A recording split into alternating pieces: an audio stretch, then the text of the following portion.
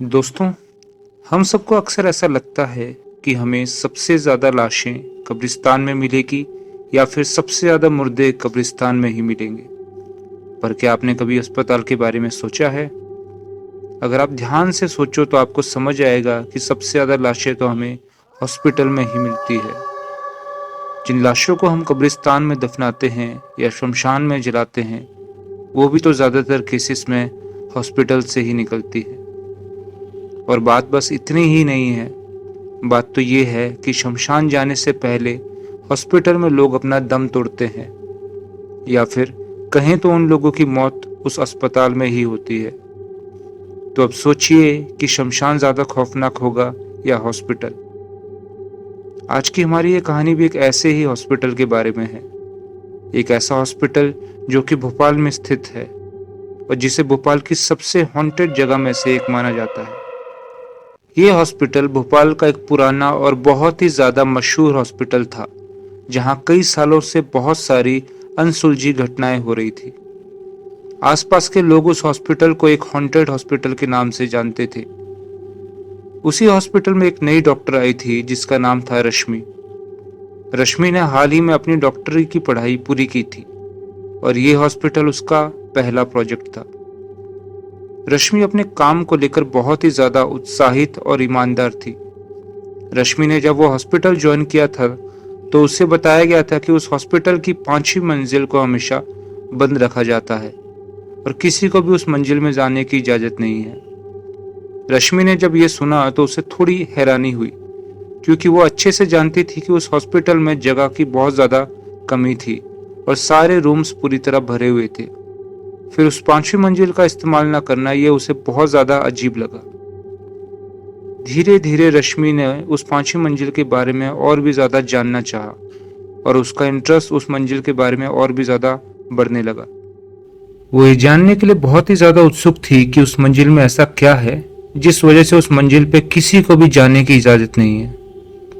इसी उत्सुकता की वजह से उसने इस बारे में कई बार अपने सीनियर डॉक्टर से भी पूछा, लेकिन किसी ने भी उसकी बात का जवाब नहीं दिया और कुछ न कुछ बहाना देकर उसे चुप करा दिया गया।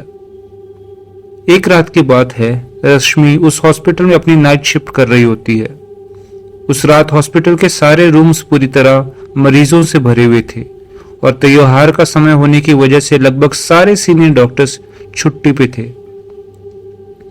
रश्मि अपने ऑफिस में अकेली कुछ कागजों के काम कर रही थी और उसी काम में बिजी थी। अचानक रश्मि के कंधे पे कोई पीछे से हाथ रखता है। रश्मि थोड़ा डरते हुए जैसे ही पीछे देखती है तो उसको अपने पीछे एक औरत खड़ी मिलती है। वो औरत बहुत ही ज्यादा तकलीफ में लग रही थी। उसने अपने पेट को पकड़ा हुआ था और दर्द की वजह से वो जोर जोर से करहा रही थी। रश्मि ने तुरंत उस औरत को एक कुर्सी पे बिठाया और उससे उसकी प्रॉब्लम पूछी। उस औरत ने बताया कि उसे अपने पेट में बहुत जोरों का असहनीय दर्द हो रहा है। उसने ये भी बताया कि उसने आसपास के सारे हॉस्पिटल में जाकर देखा, लेकिन कहीं भी कोई डॉक्टर मौजूद नहीं था। रश्मि ने उस औरत को कहा कि हॉस्पिटल में इलाज से पहले आपको कुछ फॉर्मेलिटीज पूरी करनी पड़ेगी और कुछ कागज भरने पड़ेंगे। इसलिए रश्मि ने उस औरत से पूछा कि आपके साथ कौन आया है। इस पर उस औरत ने कहा कि मैं अकेली यहाँ आई हूँ और मेरा इस दुनिया में कोई भी नहीं है। उस औरत की हालत देखकर रश्मि को बहुत ज्यादा दया आ जाती है, इसलिए वो खुद ही उस औरत को एडमिट करने के लिए एक फॉर्म भरती है और उसे रिसेप्शनिस्ट को दे देती है। रिसेप्शनिस्ट ने जैसे ही वो फॉर्म देखा तो वो रश्मि की तरफ कुछ अजीब तरह से देखने लगी। वक्त की कमी होने के कारण रश्मि ने उस रिसेप्शनिस्ट के उस रिएक्शन को इग्नोर किया। इसके बाद रश्मि ने एक एक करके सारे रूम्स चेक किए, पर उसे किसी भी रूम में कोई भी बेड खाली नहीं दिखा। क्योंकि उस हॉस्पिटल में किसी भी वार्ड में कोई भी बेड खाली नहीं था, इसी वजह से रश्मि ने उस हॉस्पिटल की 5वीं मंजिल में जाकर उस औरत का इलाज करने का फैसला किया। उसने सोचा कि वहां शांति होगी और उस औरत को भी वो अच्छे से चेक कर पाएगी। जैसे ही रश्मि उस औरत को लेकर हॉस्पिटल की 5वीं मंजिल पे पहुंची तो उसने देखा कि वो मंजिल बहुत ही ज्यादा साफ सुथरी थी। वहां 5-6 वार्ड्स थे जिनके अंदर बहुत सारे बेड्स थे और वो मंजिल किसी भी अच्छे हॉस्पिटल की तरह जरूरी चिकित्सा उपकरणों से भरी पड़ी थी। ये सब देखकर रश्मि बहुत ही ज्यादा हैरान हो जाती है। उसे समझ नहीं आ रहा था कि जब उस मंजिल में सारी जरूरत की चीजें हैं तो उस मंजिल को इस्तेमाल क्यों नहीं किया जा रहा है। लेकिन उस औरत की हालत खराब होने की वजह से रश्मि उन सारी बातों को छोड़ उस औरत को एक बेड पे लेटा देती है और उसका चेकअप करने की तैयारी करने लगती है। रश्मि चेकअप करने ही लगी थी कि उसको अचानक से याद आया कि वो अपना चश्मा रिसेप्शन में ही भूल गई है। रश्मि रिसेप्शन में जाती है और अपना चश्मा लेकर फिर से 5वीं मंजिल की तरफ आती है। जैसे ही रश्मि उस 5वीं मंजिल के उस वार्ड के अंदर पहुंचती है तो ये देखकर बहुत ज्यादा हैरान हो जाती है कि वो औरत उस बेड पे नहीं थी।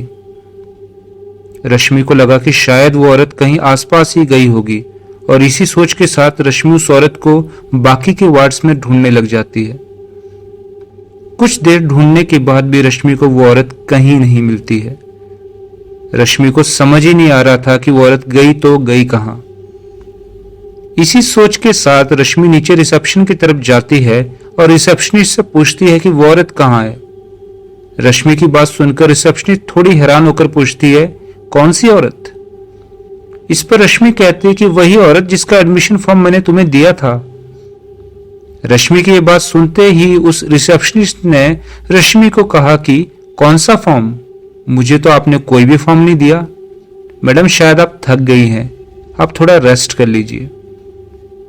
रिसेप्शनिस्ट की ये सारी बातें सुनकर रश्मि के पैरों के नीचे से जमीन खिसक गई।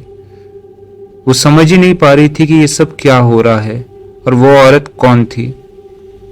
अगले ही दिन रश्मि ने अपने सीनियर डॉक्टर्स को बताया कि पिछली रात को कैसे उसे वो औरत मिली, कैसे रश्मि ने उसका फॉर्म भरा और उस औरत को चेकअप के लिए 5वीं मंजिल पे ले गई। रश्मि की बातें सुनकर कुछ सीनियर डॉक्टर ने रश्मि को शांत किया और फिर उसे कुछ बातें बताई। उन्होंने रश्मि को बताया कि कुछ साल पहले इस हॉस्पिटल की 5वीं मंजिल पे कुछ अजीब सी घटनाएं होने लगी थी।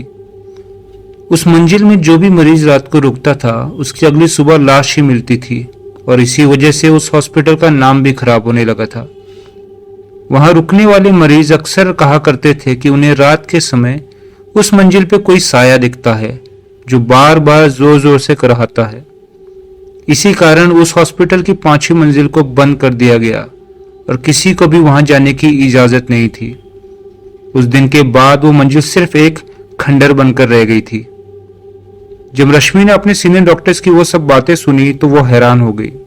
उसने उन सबको बताया कि वो मंजिल कोई खंडर नहीं है, वहां तो सारे कमरे बिल्कुल साफ सुथरे हैं और उस मंजिल में तो सारी मेडिकल सुविधाएं भी है। इसके बाद रश्मि ने उन सभी सीनियर डॉक्टर को किसी तरह उस 5वीं मंजिल में एक बार जाने के लिए मना लिया। जब वो सभी उस 5वीं मंजिल में पहुंचे तो उन्होंने देखा कि पूरी मंजिल धूल से भरी हुई थी और मेडिकल के सारे उपकरण टूटे पड़े थे। ये सब देखकर डॉक्टर ने कहा कि रश्मि शायद तुम बहुत ज्यादा थक चुकी हो, इसी वजह से तुम्हें धोखा लग गया है और यहां देखो कुछ भी साफ सुथरा नहीं है।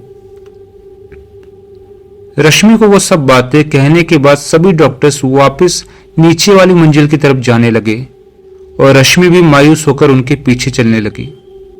सीढ़ियां उतरने से पहले रश्मि ने जैसे ही आखिरी बार मुड़कर देखा तो पीछे देखते ही वो खौफ से भर गई। उसने देखा कि पीछे कुछ दूरी पर वही औरत खड़ी थी, पर उसका पूरा चेहरा खून से भरा हुआ था। वो औरत रश्मि को देखकर जोर जोर से हंस रही थी और कह रही थी कि तुम वापस आ रहे हो ना। रश्मि ये नजारा देखकर कांप जाती है और भागते हुए नीचे की मंजिल पे चली जाती है। उस दिन रश्मि समझ गई थी कि जिस औरत को वो मरीज समझ रही थी वो औरत नहीं, एक आत्मा थी। उस दिन के बाद रश्मि ने उस 5वीं मंजिल की तरफ जाने की कभी सोची भी नहीं।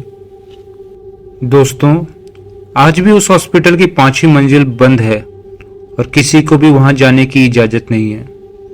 तो उम्मीद करता हूं दोस्तों कि आज की कहानी आप सभी को बहुत अच्छी लगी होगी। आपको अगर हमारी स्टोरीज अच्छी लग रही है तो इस चैनल को सब्सक्राइब करके बेल आइकन जरूर दबाएं ताकि आगे आने वाली वीडियोस भी आप देख पाएं।